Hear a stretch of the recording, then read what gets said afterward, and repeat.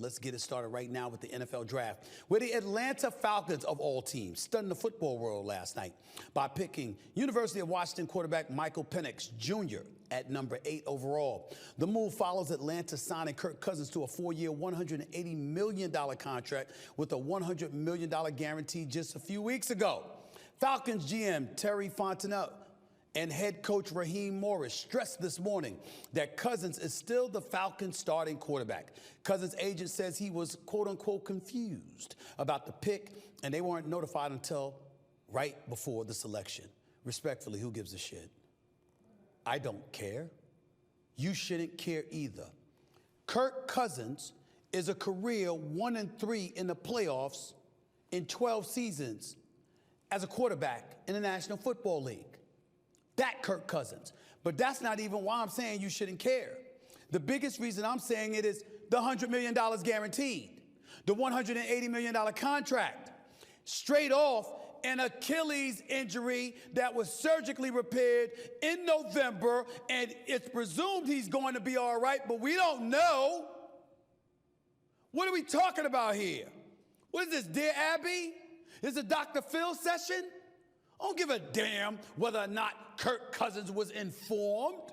You got the money. Clearly the investment has been made. Clearly you're going to have an opportunity to be the starting quarterback for the Atlanta Falcons.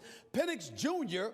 probably is a year or two away in most people's eyes. And if he's put into the situation sooner, it's because you ain't been out playing him in practice. What's that about? This is the kind of stuff that drives me insane. Why are we having a heightened level of sensitivity because Kirk Cousins wasn't called? You just got to Atlanta. You ain't played down for them yet. You just had surgery in November. You ain't played down for them yet. This is an Atlanta Falcons team that 5 of the last 6 years has won 7 games.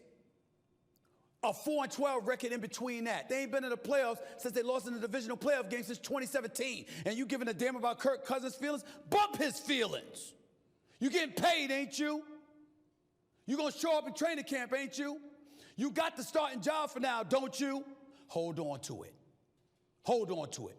It's a risky pick by the Atlanta Falcons, no doubt, and I get that. Flip side to it, however, is that you want to ensure that you got a quarterback, you got that quarterback position secured for close to the next decade if you could pull it off. If that's what they believe in when they look at Michael Penix Jr., God bless him. The brother was in the national title game last year. He is considered an incredibly accurate passer. Big hands with pocket presence, has a feel for the pocket, knows how to avoid the rush. I'm looking at all of those things and I'm like, okay, it's a worthy pick. It's a worthy risk.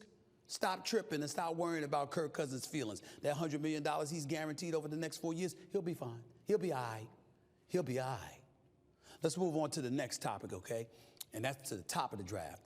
The Bears took USC quarterback Caleb Williams with the first overall selection, looking to build upon their 7-10 record from last season. As for the second pick, the Commanders selected quarterback Jaden Daniels out of LSU. Daniels seems like an ideal fit for Washington, D.C., a.k.a. Chocolate City. Didn't I tell y'all this the other day?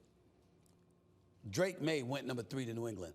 I could give less than a damn. There was no way in hell that the nation's capital, the District of Columbia, and its outer parts was going to tolerate the Commanders going in a different direction than this brother Jaden Daniels, who was at LSU, who played in the SEC, who went up against the Alabamas and the Georgias of the world, etc. They going with that. Not a brother out of North Carolina like Mitchell Trubisky was years ago, when teams, picked him and bypassed Patrick Mahomes and Deshaun Watson, mainly the Chicago Bears at the time. That wasn't going to happen.